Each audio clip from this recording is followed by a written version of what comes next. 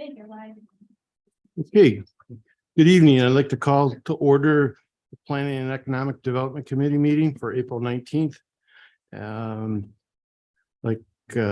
First order of business was I guess we're going to reverse our order a little bit and do our presentation of the Chautauqua Jefferson project by Dr. John Kelly and Michael Hill.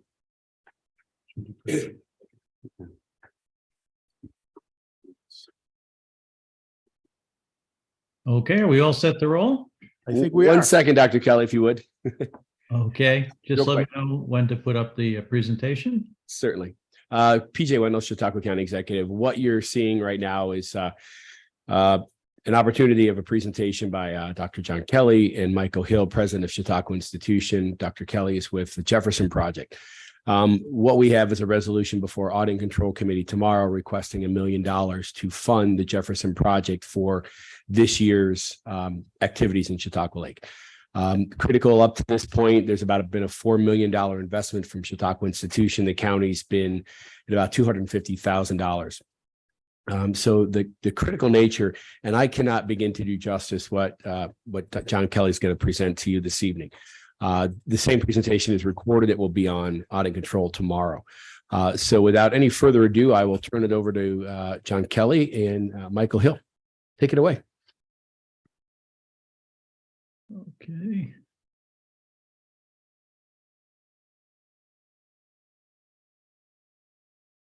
Okay, it's visible to everyone and you can hear me okay. Yes. Great, great. Well, thank you for the opportunity to be with you this evening and share the journey that we've been on together to understand and help protect Chautauqua Lake. I'm going to show you a lot of data, but it's basically to just give you a sense for the depth of the understanding that we've achieved over the last 2 years working together, and to show you where we're going and what's behind the request for the funding. Now, I'll go into a lot of detail about our history here and what we've accomplished, but to give you a little bit of background, we have been working on Lake George in the Adirondacks. Actually, this year is our 10th anniversary. And 2 years ago, actually 3 years ago, we reached out to Michael and the Chautauqua Institution to try to form a partnership to look at your lake, because we fundamentally believe that studying a network of lakes and looking at solutions across those lakes is a better and more effective way to protect our lakes than looking at them one by one. So I'm going to show you a lot of science. I'll try to go through it quickly and get through the presentation in 20 minutes or so. But it's an exciting journey, and I hope that you all think that we're doing the right things. So the Jefferson Project, as I said, formed 10 years ago. And it was frankly an insight and a fear for what was going to happen to Lake George, which is a New York State AA water quality, pristine lake. It's approximately the size, although much deeper than Chautauqua Lake. But it's the source of drinking water, and most importantly, it's the source of, depending on who does the calculation, $1 to $2 billion of the economy of the Adirondack region in northern New York, and is by far the largest economic driver of the lake. We brought together a partnership based fundamentally on the Lake George Association, which is the oldest and the largest lake association in the country, Rensselaer Polytechnic Institute, which is the oldest and one of the most advanced science and engineering universities in the world, and IBM, who has and had at the time substantial technology that we could apply in computing to freshwater monitoring and understanding. And to make a long story short, over the past decade, we've invested over $50 million in research and development on Lake George, in Skaneateles, and out at Chautauqua Lake in the past 2 years. And I'm going to show you a number of insights that we've gained in terms of what's really going on in these freshwater bodies. Now, you might say, well, why did the Jefferson Project, why was there an interest in Chautauqua Lake? And frankly speaking, there's a number of similarities in the size, shape, bathymetry of the lake.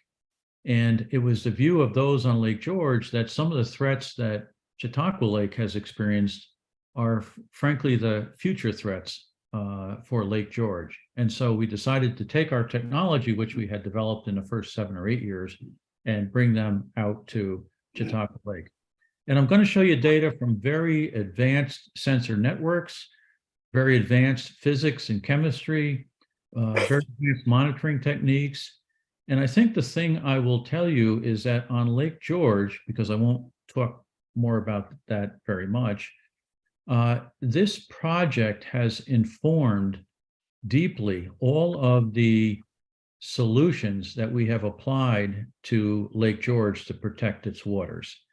We are now a science-based, solutions-driven organization, as opposed to, well, let's try something and see what happens. So we came to Chautauqua Lake actually at the end of 2020, but in earnest in 2021. And we brought with us our most advanced sensor platform, shown here on the left. It's basically a floating computer that has hundreds of sensors that descend and ascend in the water column and measure everything from water velocities to water chemistry to algae to et cetera, at a frequency and a precision that no one else in the world can measure. And we took that and looking at this sort of upper right hand, this is a satellite image of Chautauqua Lake right here.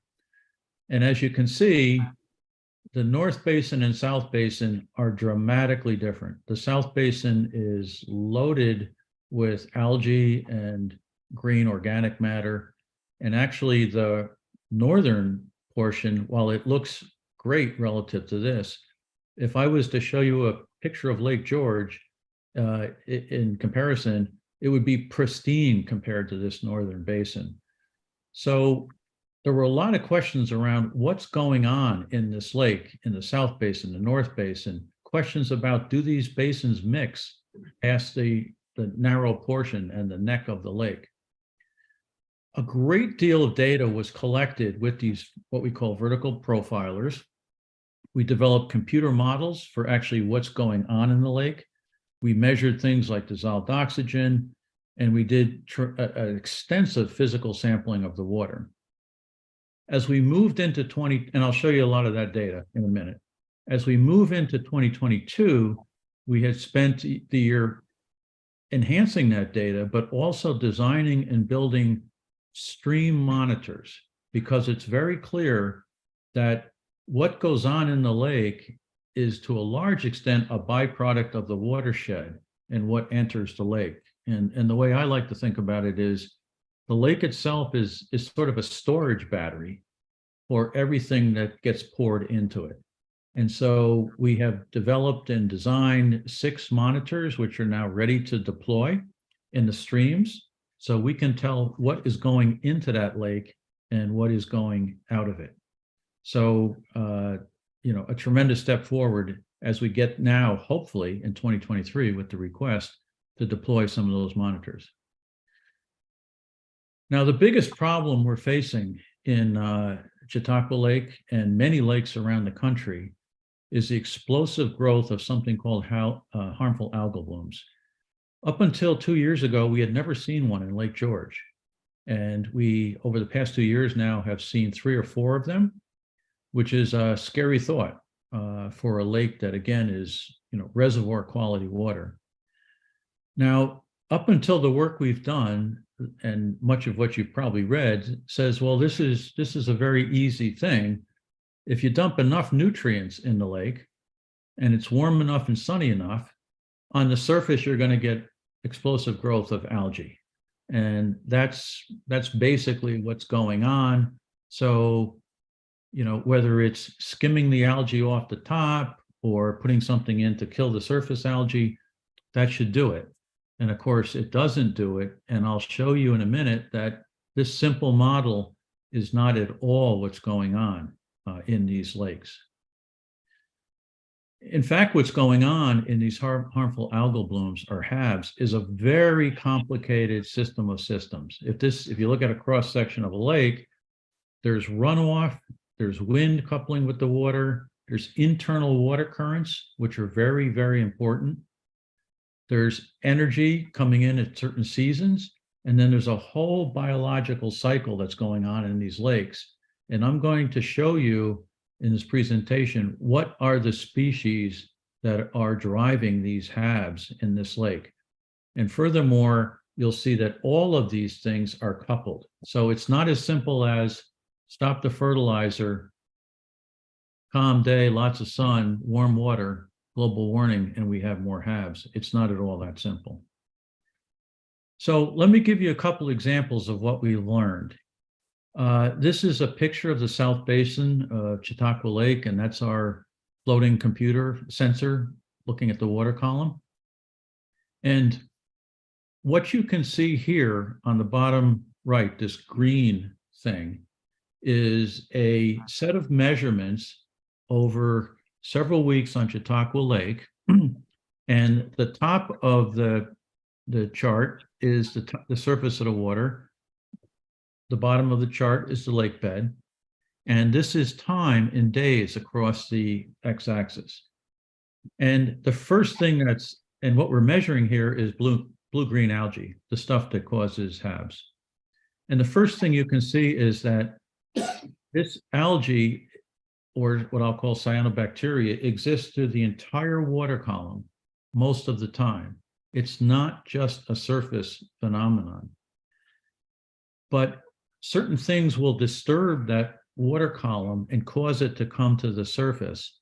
And so, for instance, when there's a low, this is the wind speed, when there's a low wind period here around October 15th, just a couple of days later, we see a huge spike in the surface, and you can actually see the algae, which has its own flotation devices, rise up to the surface. So what we thought was explosive growth of algae on the surface is not that at all. It's explosive growth within the entire water column rising to the surface when the wind is calm. So, again, I know some people are proposing, well, let's skim it off the surface. That's sort of not a useful thing to do, because the entire water column, the entire basin is full of it. Here's another example of what we learned about how weather affects these harmful algal blooms.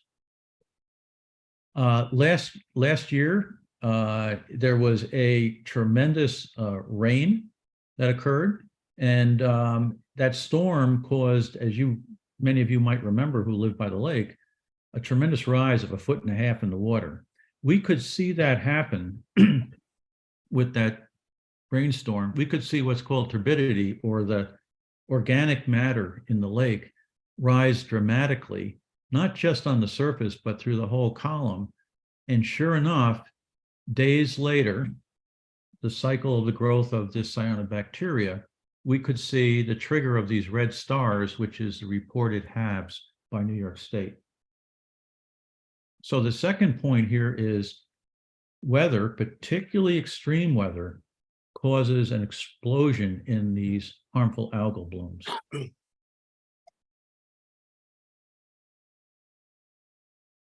Another example of the kind of data that we involved is we know that the algae or the cyanobacteria, what causes their explosive growth is not just nitrogen as a nutrient, but actually phosphorus is the limiting chemical to their growth.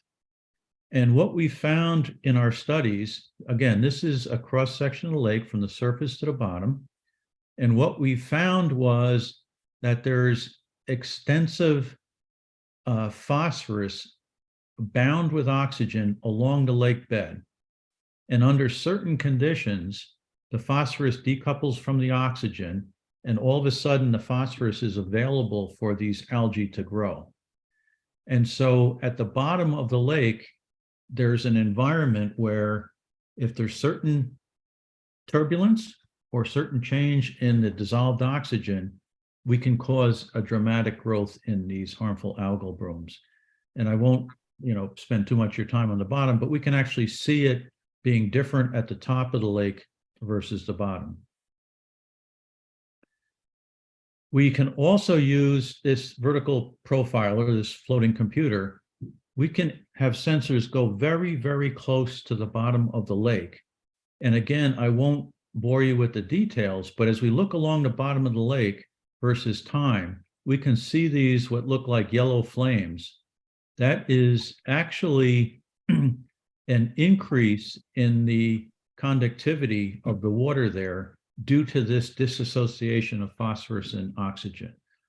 And so now we're seeing in detail versus time what is causing the dissociation and how it is manifesting itself going forward.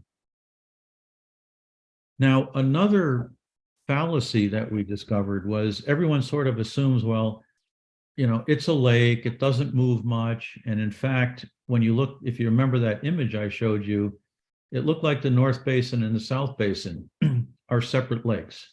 They look different. Well, it turns out that near Long Point and Bemis Point, there's extensive water flow between those two. And we have both measured that, and we've used our computer models here on the left to show that whatever's in the South Basin does make it past that neck and up into the North Basin. And in fact, we see two drivers for that. One is wind driven. Wind direction can cause water movement north or south. Or actually, there's a second phenomenon that we saw in Lake Skaneateles, which is the whole lake starts to oscillate, coupling with the wind, and it forces water through that Bemis Point, Long Point.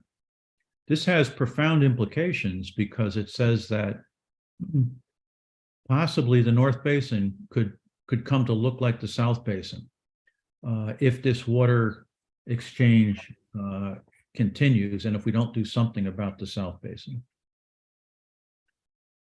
Now, I mentioned the bottom, you say, okay, I don't care if there's phosphorus or oxygen, who cares?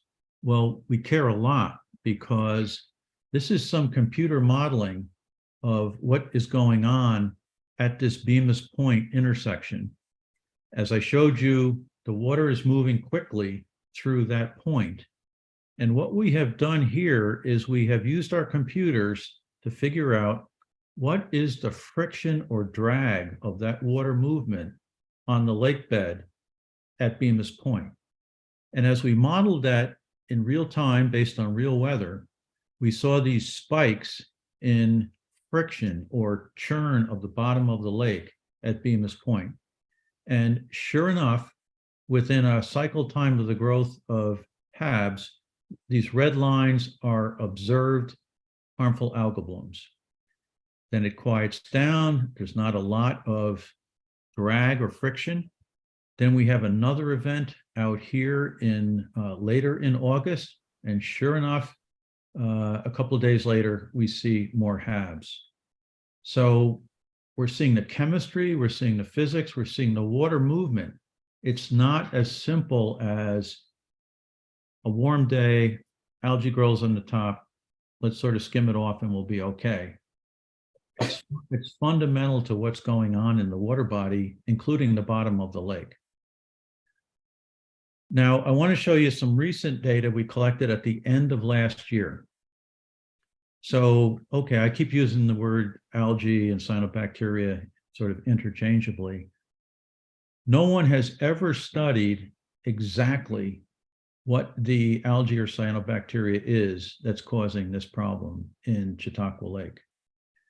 We took water samples over about a month and looked at what we took the water samples down to RPI, Rensselaer Polytechnic Institute, and we cracked it all the way down to the genome, the DNA of these algae and cyanobacteria to identify what they are. And what we found was what's shown here. Again, map of the lake. And it's really dominated by just a couple of algae and cyanobacteria. The worst culprit is this one in red, Microcystis, which is a known generator of HABs, and unfortunately is a known generator of toxins released by these cyanobacteria. And we also see between the South and the North Basin, while there's two predominant species, there is a difference between the South and the North, and a third species begins to emerge in the North Basin. So we haven't looked at the full progression in Chautauqua Lake. That's something we must do this year. But I will tell you, in comparison to Lake George, that is not the cyanobacteria that we see in Lake George. Last year on Lake George, when we had a HABs event, and before the HABs event, we watched the concentration of the cyanobacteria in Lake George start to increase through August, September, October, and then we had a weather event which triggered the HAB when the concentration was at a maximum. So what we hope to do this year with this funding is take water samples before, during, and after a number of HABs blooms, so that we can look at the progression of these and decide, is this definitely the one that's causing it? And then secondly, which I find most important, is we're going to look at the DNA of these species and find out what causes them to sometimes be just ugly green and sometimes actually release toxins that can cause, human or animal skin irritation, or now it's even been proven that it can cause neurological issues. So for the first time, we know what the species are there, we know the chemistry, we know the physics in the lake, and we're sort of at the doorstep now of determining what's driving this in the physics and the chemistry, and then what causes these particular species to become toxic. So let me summarize. It's been a tremendous first 2 years, and I cannot thank PJ and the local team at Chautauqua Institution for the great collaboration that we've had with the Jefferson Project. Frankly speaking, we feel like it's our second home on Chautauqua Lake, and it's now feels like not only our partners but our family in trying to protect these freshwater bodies. And I won't read through this, it's there for you, but basically we've made incredible progress. We started 2 years ago having no idea what was going on in that lake. We thought it was a pond that had a green scum on it, and now we understand really what's going on, and we're at the doorstep of major breakthroughs. In 2023, these are the things we hope to do. We want to look at the dynamics of those HABs, as I mentioned, those particular species. We want to those stream sensors that I showed you the picture of at the beginning. We've assembled, we've built those. We now want to deploy them on the 6 major streams so we know what's entering that lake. That will then give us important information on the nutrient budget, which will then allow us to be informed in terms of, okay, now how do we want to limit the input of nutrients? What are the important nutrients? It may not be nitrogen at all. It may be that phosphorus. If we just starve it of phosphorus, it will not grow the way we've seen it grow. So we have a lot of work to do in 2023, but the team is assembled and ready to go if we have the funding. We've assembled not just the Jefferson Project team from Lake George. We're pulling in Skinny Atlas Lake because that gives us a third dot in the matrix of lakes. And as I think I've shown you, a lake is not a lake is not a lake, and every lake has its own mechanisms, but yet there are many common underpinnings that we can learn from each other. So here's the punchline. We put together a package for the next 12 months, all in, everything I described for this coming year was a $4 million budget to put 2 more vertical profilers in, to do the sampling, to put the tributary stations in, collect the data, do the analysis. But we understand the times and the budgetary restrictions. So we put together what we think was a best fit for a $1 million budget for the year. And as you can see, there's a lot of things we're not going to be doing. But with that $1 million, we can get those profilers back in the water. We can look at those chemistry profiles. We can do the sampling to catch the HABs before, during, and after, get the samples to RPI, crack their DNA, and begin to really, hopefully, build a predictive model for when these HABs are going to occur. So lastly, and I'll end here and ask Michael to comment. So I've shown you the amazing amount of work that we've done in just over 2 years, but recognize that that was on the back of 8 years of work at Lake George. We just transported the technology. We're at a very critical point now, team. We need to get back on that lake quickly to capture the dynamics of what's going on in the spring and summer as it leads into the big HAB season in the fall. But where's this going? And we believe that there is the opportunity for a New York State-wide freshwater lake organization or institute. And we also believe that there's an opportunity for a global effort, if minimum a national effort. We've had lakes from Lake Tahoe to Alabama to Florida to Canada to the Midwest, Wisconsin, Minnesota, approach us because none of those lakes have anything like the understanding of what's going on as I just showed you. And we've chosen for now that these are our lakes that we're focused on, but the demand for us to work with these other lakes is just off the charts because everyone is seeing these harmful algal blooms. You've heard of red tide in Florida, maybe you've experienced. That's the marine version of freshwater HABs. So net, we've had a great partnership over a couple of years. We have a definitive plan. We're ready to go. We need a minimum of the $1 million request. But I also wanted to share with you that we have a vision for where this is going. And of course, all of this leads to stopping these HABs and truly getting to the root cause of these problems and starting to reverse them through science-informed decisions. So let me stop there and Michael, turn it over to you. Yeah, thanks, John. And thanks for being with us tonight to share what we've discovered over the first 2 years. I also want to thank the county because on the very, very first trip to Lake George, PJ's predecessor, George Borello, was with me. Pierre was with me. We were all on this pontoon boat looking at what they had discovered at Lake George and in the beginning phases of imagining what it might look like to bring this to our town and our county in Chautauqua.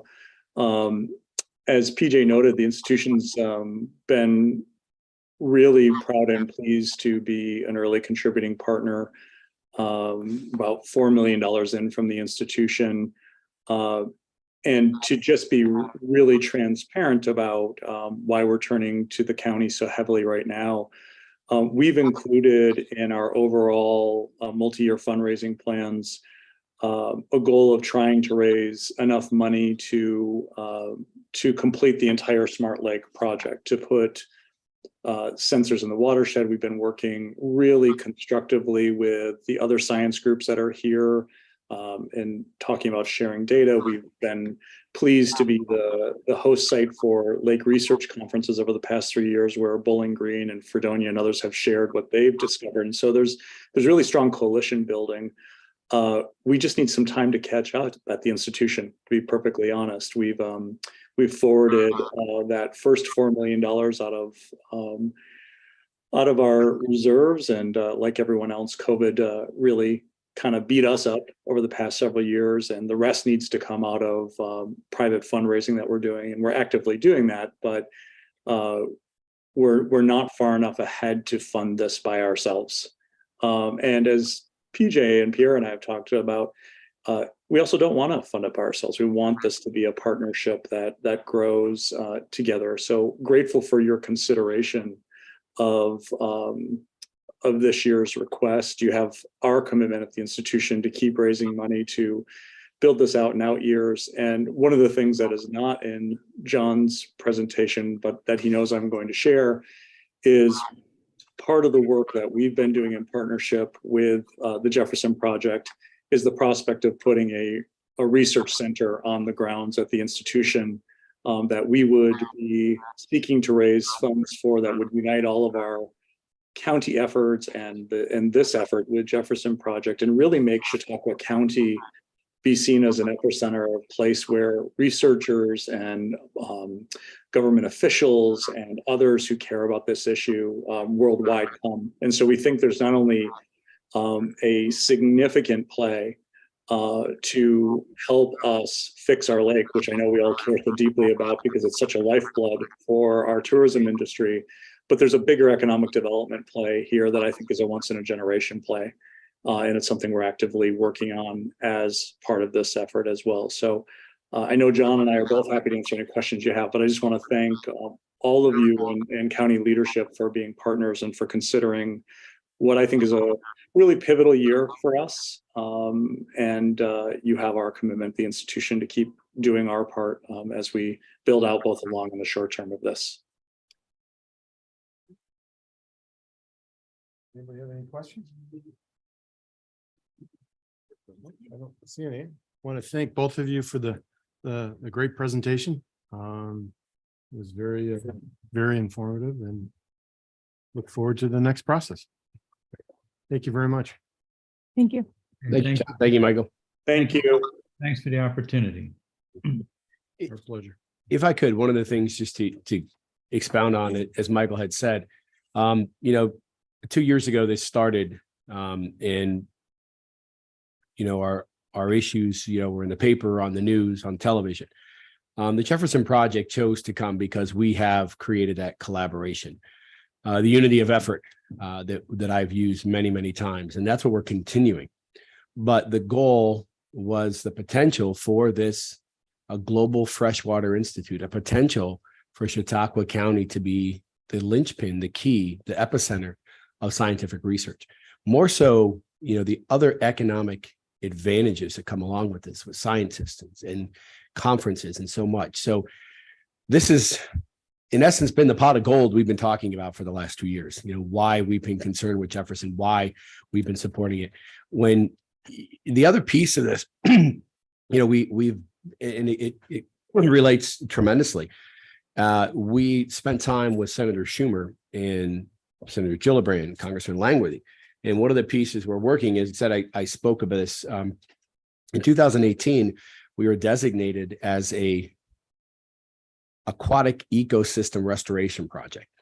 And that funding needs to come from the federal government to start this process along. And we're continuing that advocacy and lobbying. But the important part of this is, as we've discussed this, and Pierre has talked, and so has Dave McCoy with the Army Corps of Engineers in Pittsburgh. That is the office that follows Chautauqua Lake. And the science that the Jefferson Project is doing would advance the modeling and scope of the Army Corps project with this, with the Jefferson Project, but for their aquatic ecosystem restoration project. So what they're doing and the data that they've published is helping this along. So that process could, in essence, be a cost savings to Chautauqua County as we begin this aquatic ecosystem restoration project. It's a very complex system when it comes to funding and so forth. But this isn't just, we found the first person to come by and want to study.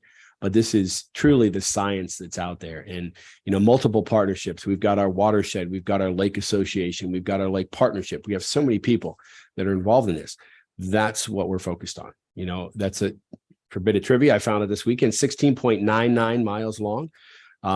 But I guarantee you we're probably close to $1 billion in economic generation with Chautauqua Lake. So it's a year-round lake. I can't say enough about it. So again, that's our this is a discussion, but we'll be discussing it more tomorrow in audit control. But thank you for your time and thank you, Dr. Kelly and Michael as well for everything you guys have done. Thank you. Thank you, everybody. Appreciate it. Partnership.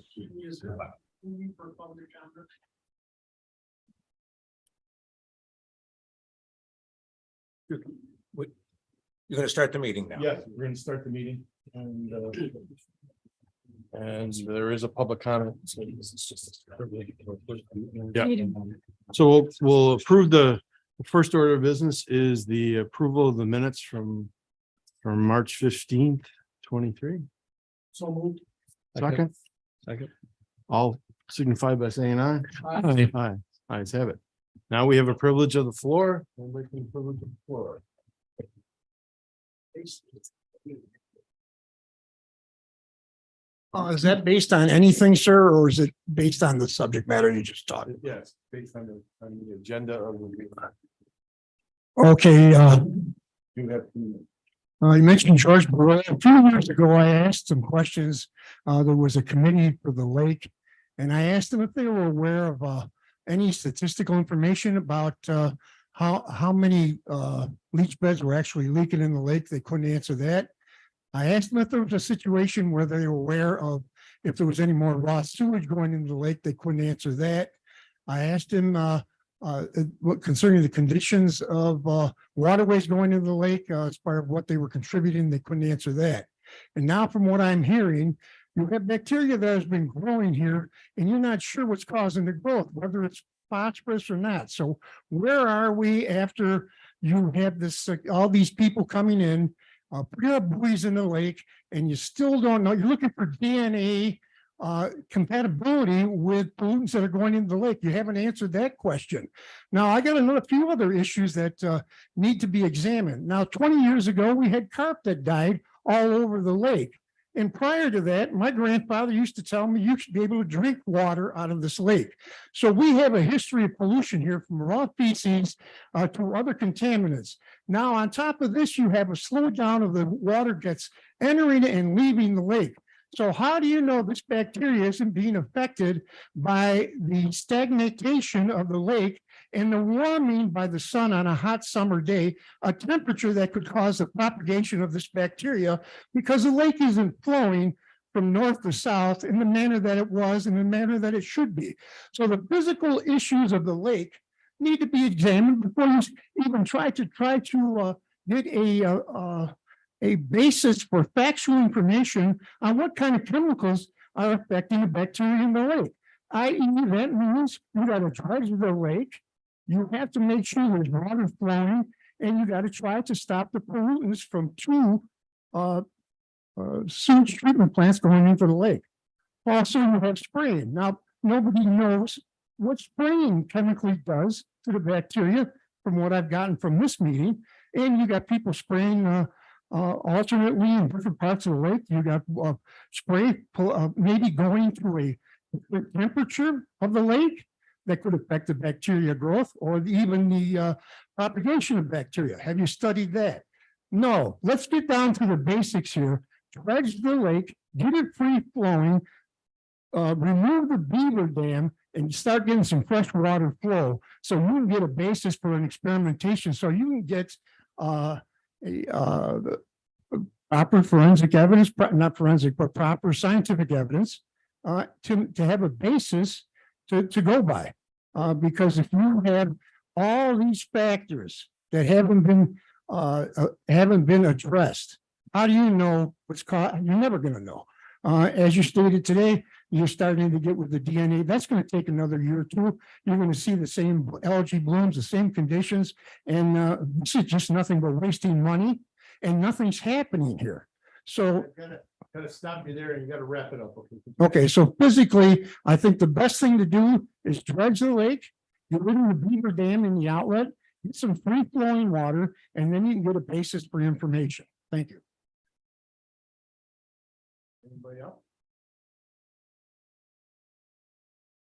John Jablonski, 213 Spruce Street, Lakewood, New York. I think this research is fundamental to better understanding where the sources of pollution are to the lake and how the currents move in the lake and how how the storm conditions and the runoff from the watershed versus the internal loading is determined in the lake. And I think it's essential to know this information going forward. So I would encourage the legislature to support this investment, and I hope that we can somehow get the state to match it. Thank you. Anybody else?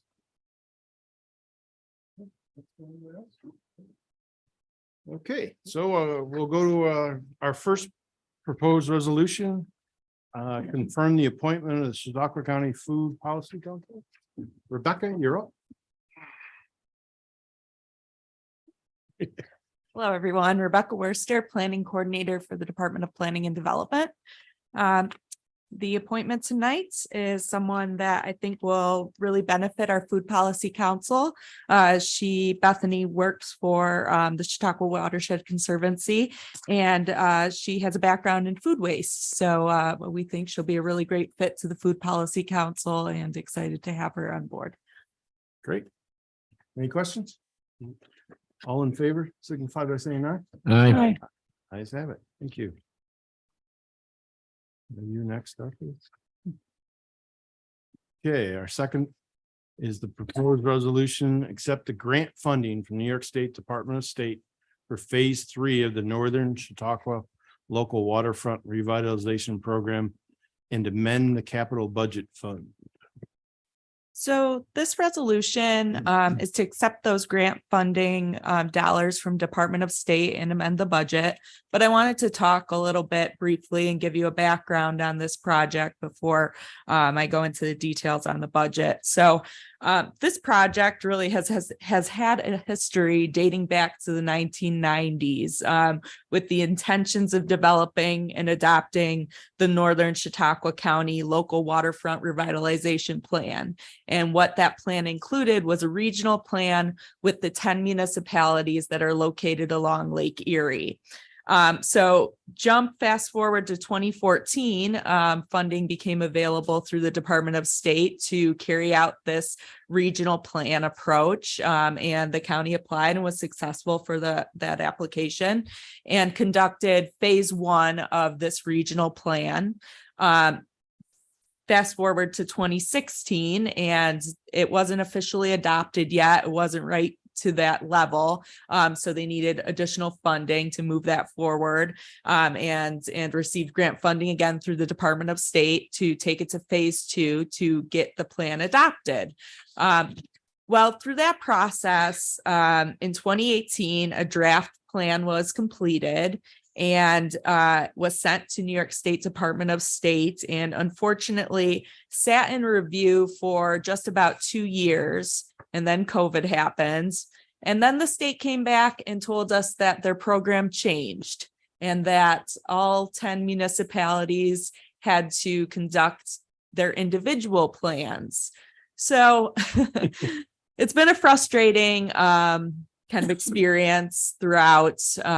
We've at the county have been managing the administration of this and working with consultants to move the project forward, and ultimately reached out to our partners and our municipalities and said, do you want to move forward? Is this really important to you, to see if we can try to get additional grant funding to do these individual LWRPs?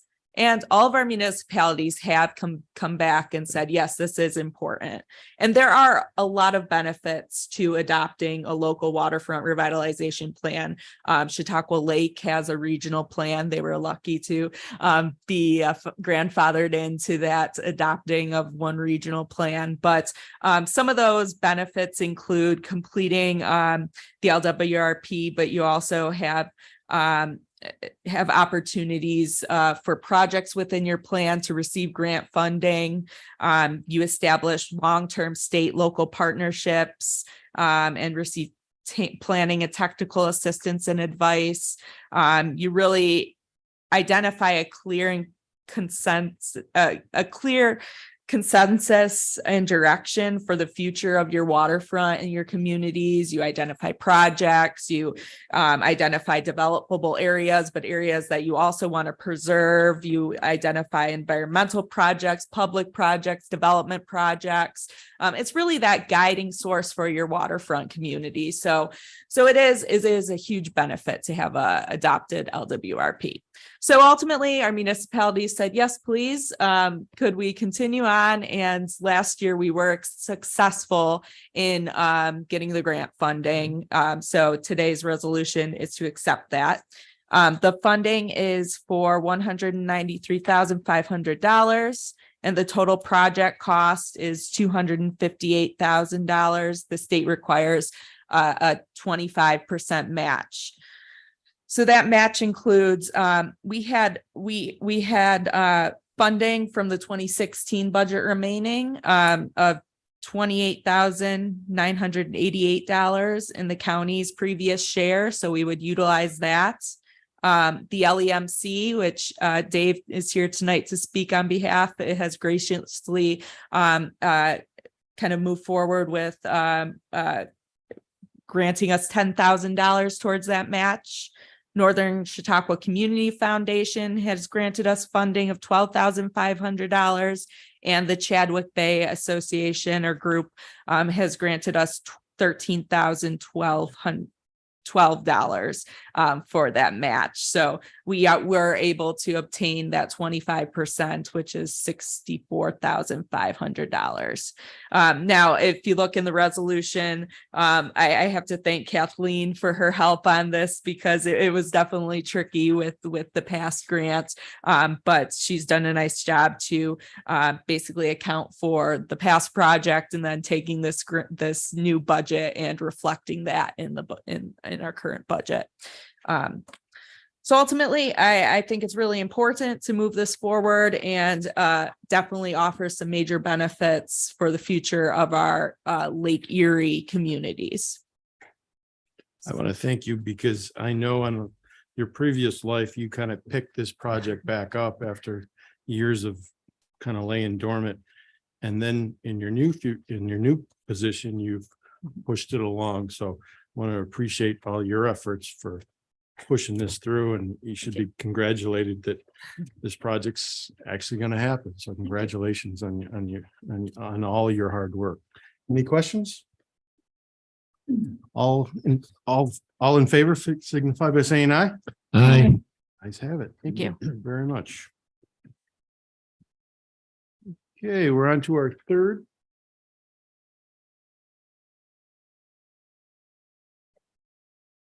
Hello there. Could you just please introduce yourself? I'm Lauren Sharp. I'm a junior planner with the Department of Planning and Development. This resolution is designating Chautauqua County as the lead agency responsible for the state environmental quality review for the state-funded snowmobile trail modifications for the 2023 season.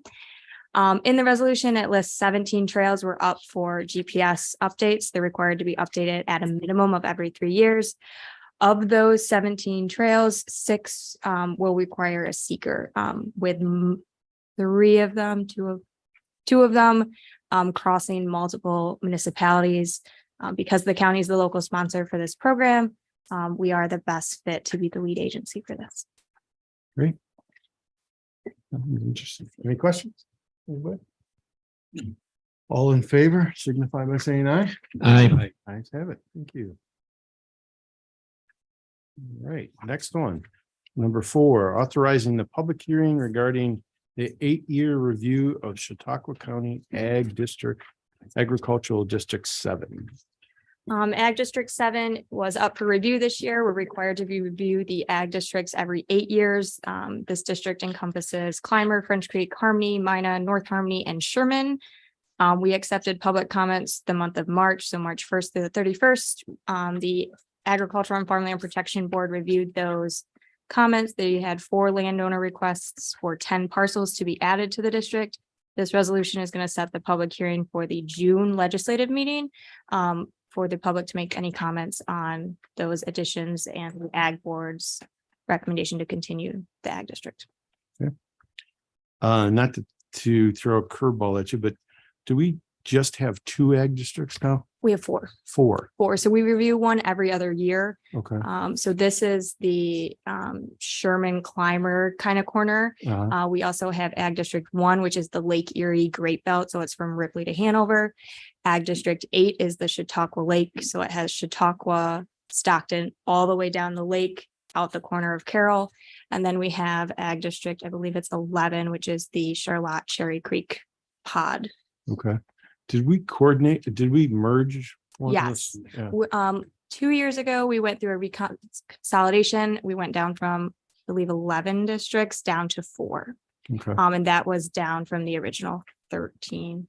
We've had a few consolidations. Nice. Okay. Good. Any questions? Anybody? All in favor signify by saying aye. Aye. Nice. Nice have it. Thank you very much. Next resolution, number 5. Is there anybody here for the? Oh, Mr. McCoy. Good evening. Good evening. My name is Dave McCoy. I'm a watershed coordinator. I work within the Department of Planning and Development. You know, the Lake Erie Management Commission now has a small allocation from the 2%. In 2022, it was $30,000. In 2023, it was 35. We're currently fully obligated. In other words, we have promises for all the money that we have. I was approached by Rebecca recently to help co-fund some of the municipality shares for this revised LWRP effort. When we don't spend all of our budget, as happened in 2022, because it was obligated, but a couple of our obligations didn't come to fruition, that money went back to the reserve. And the money that went back to the reserve is perfectly adequate to fund this contribution to the LWRP. Okay, so that's what we're looking for tonight. Good. Let me just read the resolution. It's the proposed resolution number 5 is again, what Mr. McCoy just mentioned, the amend the 2023 budget to contribute local share for Northern Chautauqua County local waterfront revitalization plan using funding from the 2% that he just spoke of the occupancy tax program. Any questions? Mr. McCoy did such a nice job of explaining it. No questions? All in favor signify by saying aye. Aye. Ayes have it. Thank you, Mr. McCoy. Thank you. That's what it was right there. I'll have Mr. Randall Perry join me here in a moment. Okay, great. Good evening. Can you just introduce yourself? Of course. Thank you, sir. My name is Randall Perry. I'm the Executive Director of the Chautauqua Lake and Watershed Management Alliance. Great, good to have you. Okay, number 6, proposed resolution, amend the 2023 budget to implement the acquisition of lake management equipment using funding from the American Rescue Plan Act, ARPA. All yours, Mr. McCoy. You know, I've got to say that Both of you. from my perspective, this is a wonderful time to be involved in Chautauqua County's aquatic resources. We're doing so much across the county with our harbors and our lakes, and particularly with Chautauqua Lake. I think you heard from Dr. Kelly about the amazing science that the Jefferson Project is doing. And, you know, I got to tell you, the issues in Chautauqua Lake are almost very commonly referred to as a disease of sorts. The disease itself is in the watershed. We're getting too many nutrients coming in from the watershed. The symptoms are being manifest in the lake. So you can't really treat one without treating the other in a holistic way. Over the years, there's been donations from the private charitable foundations to help support the agencies that help to maintain Chautauqua Lake, you know, harvesters, cutters, things like that. But over the last few years, the needs have grown and those monies are being spent on services, whether it's herbicide applications, some science, or, actually paying for the harvesting. When ARPA came about, it was like a once in a generation opportunity. And we were looking for ways to increase the county's investment in Chautauqua Lake.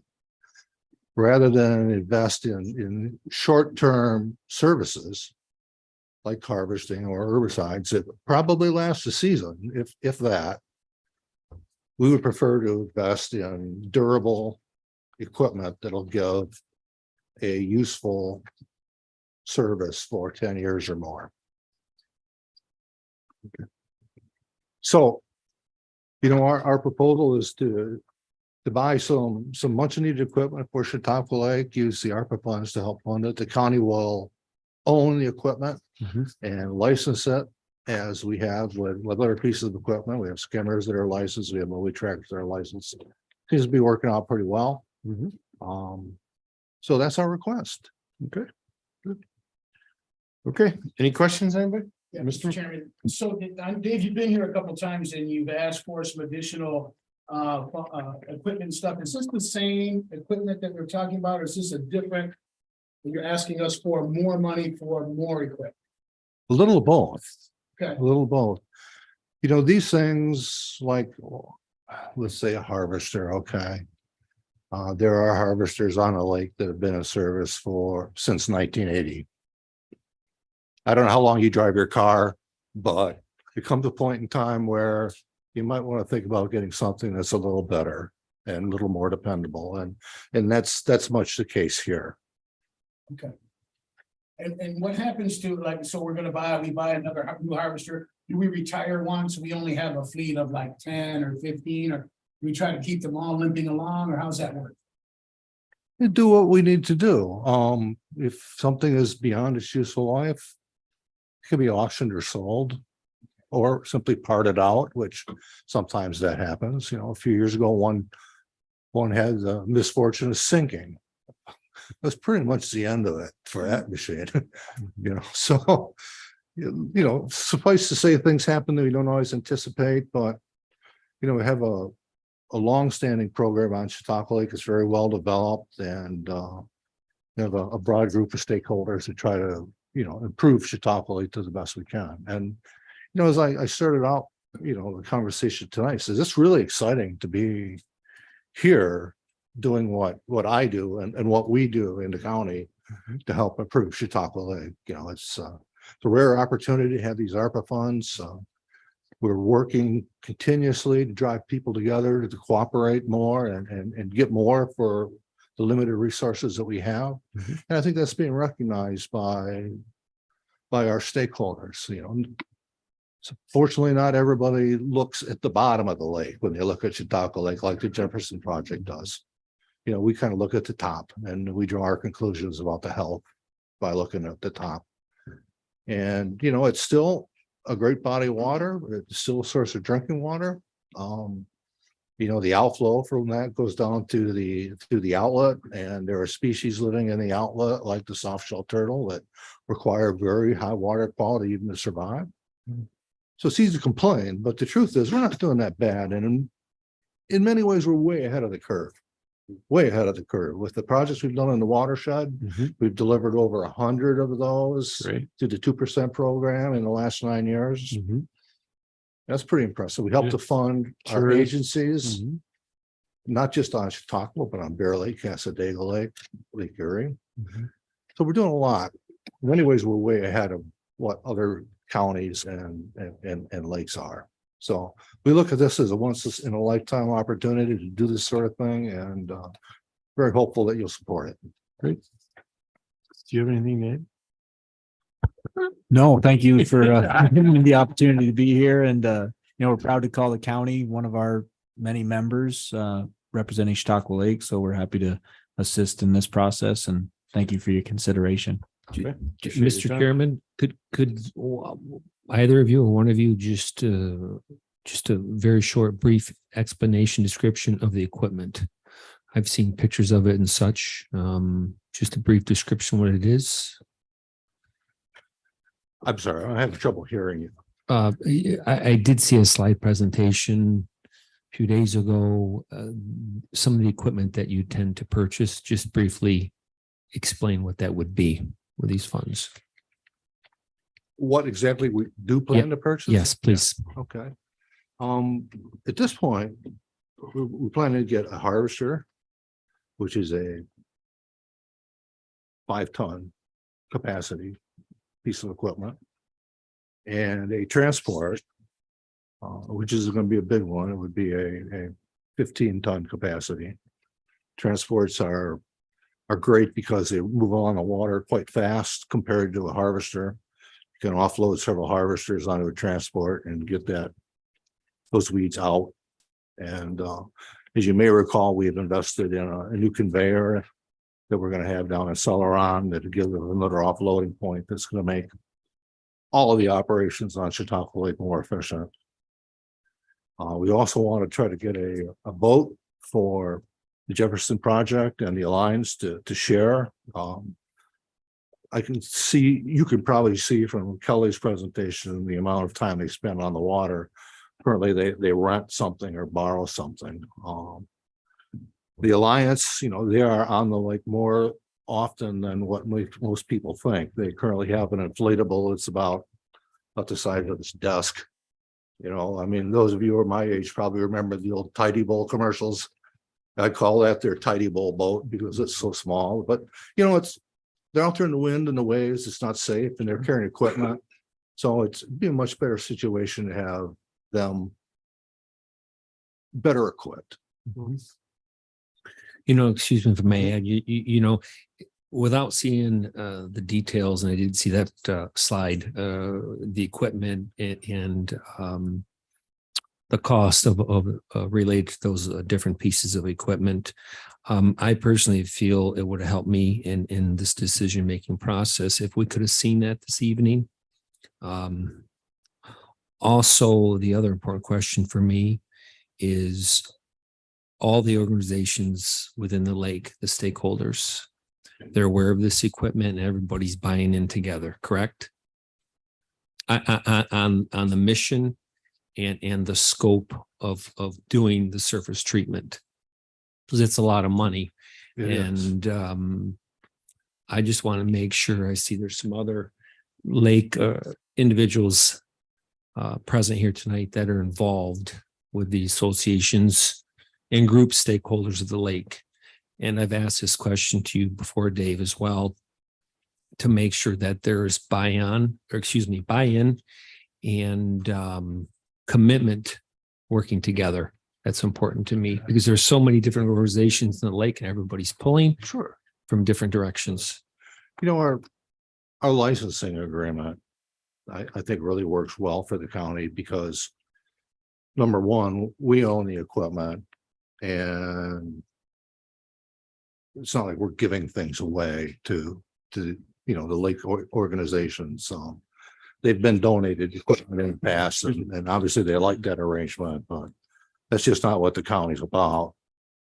We anticipate this stuff will last, at least 10 years, maybe longer if they're well maintained. At the end of 10 years, the lease expires, we can renew it.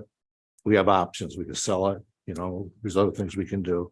All we ask is that we're insured, much like you would with a rental vehicle, and that you maintain the equipment in good operating condition. I mean, there's normal wear and tear, but like when you bring a car back to the rental or your lease agent, there are certain expectations that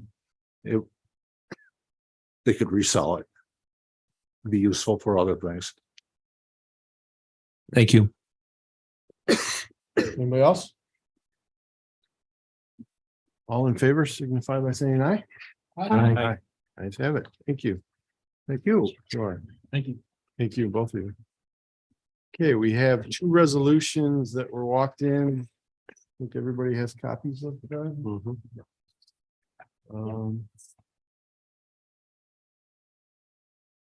So the first one, I will read the title. It's to amend the 2023 budget to increase the funding for the Jefferson project contribution within the Chautauqua County American Rescue Plan Act, ARPA spending plan. So do we need a resolution to how do we proceed with this? Just as a normal resolution? Or you're gonna accept it as being a labor? Okay. All right. So I read the resolution, the title of it. Is there anybody that has questions about this? Looks like it's the budget for the 250,000. Our contribution. Pierre, do you have anything to add? This is your. Jefferson project. This was the Jefferson project. Yes, this is what we talked about earlier. Okay. Yeah, okay. Yes, this is being brought before the committee now. It'll also be brought before Okay, so, audit control tomorrow. yeah, so maybe you can just give us just a little more. Just, I'm not sure what else you need. It's what we're requesting the funding to support the Jefferson project for this year's operations of $1 million. As you said, as you heard from Dr. Kelly, the original proposal was a $4 million operation in Chautauqua Lake. But due to funding restraints from the institution, we feel the county feels imperative, along with other stakeholders, that this work to be continued. So we requested money, from the ARPA funding project or ARPA funding to fund this for this year. Okay, forgive me, but this is for 250,000 or for the millions? Million. It's Kathleen. for an additional million because the ARPA spending plan already included $250,000 for the Jefferson very- project. Just asking. Okay. One of the very first, I think that one of the first things we approved actually with the ARPA funding was. And that initial $250,000 has already been Has already been, spent. yeah, it's already been spent, correct. Yeah, So we're asking for an additional. additional million, $1 yes. million. Everybody clear on that? Yeah. Not sure how it was worded. Yep. Or the Yes. Jefferson Yeah, project. yep. Okay. Separate from the equipment, Chairman. Yes. Yes. Separate. Correct. Separate from that. Yes, this is a totally different resolution. Okay. No questions? Everybody clear? I still want to comment. Yes. Mr. Chair, this lake is the largest revenue generator we have. We have to maintain this and we have to do whatever we can to make sure that this lake stays clean and stays in excellent condition. So anything that we can do, being proactive with the Jefferson project or the harvesters or whatever we're doing, I think is well worthwhile, and I'll be voting in favor of this. Okay. Mr. Wilpon? Chairman, believe it or not, I'm gonna be voting no. Not that I disagree with what's going on here, but I've been here a long time. We have many times we have spent money on studies and programs that we have paid for, and then we just shelve. So I'm gonna vote no at this particular time. And I want to go home and do some of my own research. I take notes on that stuff.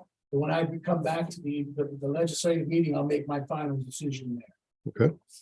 Mr. Chairman, I'm fairly new to this process.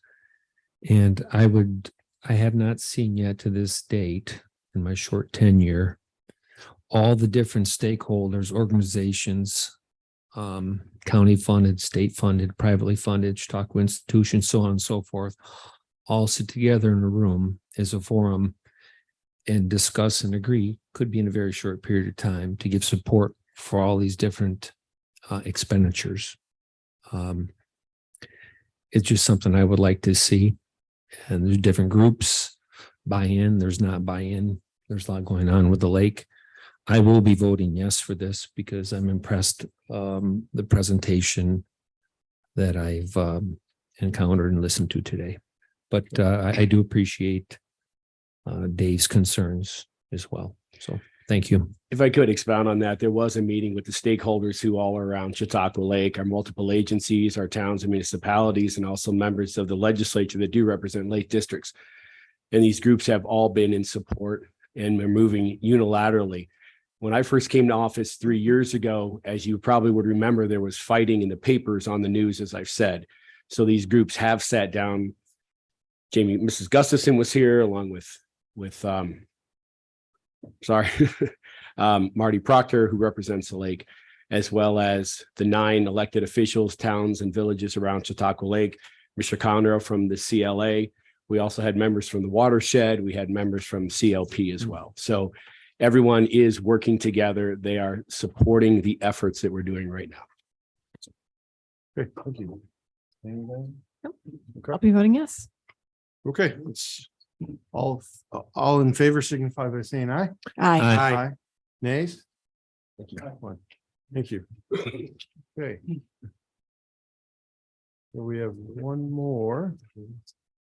To amend the spending plan of 2023 budget for Chautauqua County projects funded by the American Rescue Plan, ARPA.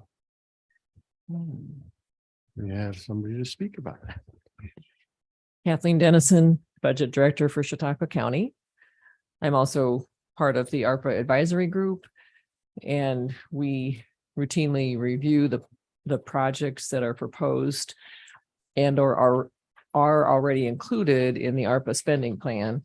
And there are 2 projects that are expected to need less money than originally budgeted. The first one is the Ag Center upgrades. There is a budget established for that project of $1,100,000. And there have been some significant changes in the plans for the use of that building. So we are proposing to reduce that budget from $1,100,000 to $100,000.